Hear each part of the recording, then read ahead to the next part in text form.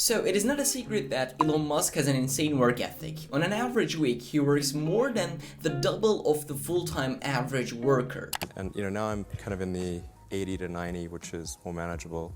But that if you divide that by 2, it's only like maybe 45 hours per company, which is not much when there's a lot of things going on. You're like a slacker. I mean, yeah.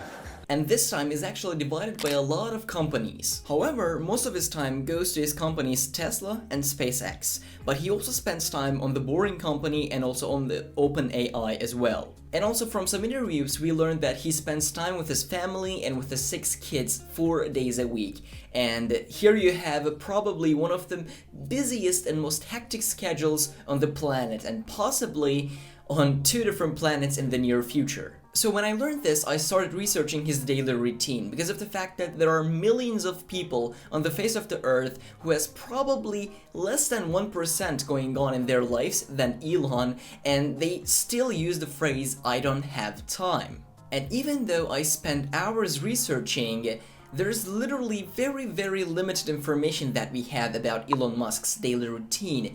We just know the fact that he spends a lot of time in Tesla and SpaceX and this little clip. I think a lot of people think I must spend a lot of time with media or on businessy things, but actually almost all my time, like 80% of it is spent on engineering design. However, we know the technique that he uses every single day to plan out his days, and that technique is called timeboxing. And timeboxing is a technique that a lot of successful people use, including Bill Gates and Kaan Newport. However, Kaan Newport calls it time blocking, but it doesn't matter. So Elon Musk plans his days in 5-minute increments in advance, and he literally plans every 5 minutes in his day. And this is probably why he's able to keep up with everything going on in his life. And I personally use the same technique to plan my days as well. However, there is one teeny tiny difference between me and him, and it's the fact that I don't have that much going on in my life, so I don't plan my days in 5-minute increments. I just plan my days in 1-hour chunks. And this is actually a very good technique to use to plan your days as well because of the Parkinson's law. Parkinson's law states that the work expands so as to fill its time available for its completion. So if you just have an hour to get a very important assignment done, the chances are you will get it done in 1 hour. But if you had 2 hours for the same task, it would take you 2 hours for you to completely get it done. And when you are using the timeboxing method, you are essentially setting yourself deadlines for small tasks every single day. And this is the reason why it is so effective, because when you have deadlines, your brain is gonna get so much more focused. So this actually makes you a lot more productive and efficient with your time. And this is the reason why Elon Musk uses this technique. With a lot of small deadlines in a day, this makes him insanely efficient and essentially keeps him accountable for his deadlines. And this is probably why he accomplishes more than 10 times than an average person. And also, there are 2 other benefits that I found out using this technique for a very long time.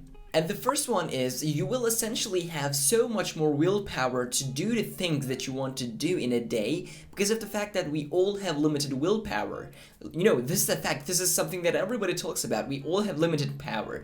It doesn't matter if it's you. It doesn't matter if it's me. It doesn't matter if it's my dear friend Elon. We all have limited willpower. And when you are using your willpower actually to just think about the things that you want to do when you're planning your day while you are living it, then this is actually a problem because you are using a good portion of your willpower to just think and to just decide the tasks that you are going to do next. However, when you are using the timeboxing method, you are essentially deciding everything that you are going to do the day before, so this kind of like gives you a huge portion of willpower that you can use to actually get things done instead of thinking about what to do next. I think I made it a lot more complex than it actually was. So use the timeboxing method if you think you don't really have enough willpower to get things done, because with this way you're going to be able to have so much more willpower. And the second reason why this is an incredible technique to use is essentially we all heard this phrase. Limits will make you more creative. And I do think that limits will make you more creative. At the same time, limits will make you more focused. Because on an average week, it generally takes 1.5 hours for me to write a script for one of my YouTube videos. However, if you would give me like 5 hours to write a better script, it would take me 5 hours to write that script, but I don't think that script would be so much better than this one. Because when you have a deadline that you have to hit, then your brain is gonna get so much more focused and so much more creative. Like my brain literally comes up with ideas for these videos. How can I shoot them? How to like use the lighting, etc. With this way, your brain is gonna be able to function so much better because you have a deadline, and when there's a deadline, your brain functions just so much better. So using this timeboxing method helped me a lot to get creative and get things done actually faster. So that's why I think limits will make you more creative and more focused as well, and that is why I personally use timeboxing, and that is probably why Elon Musk uses this technique as well.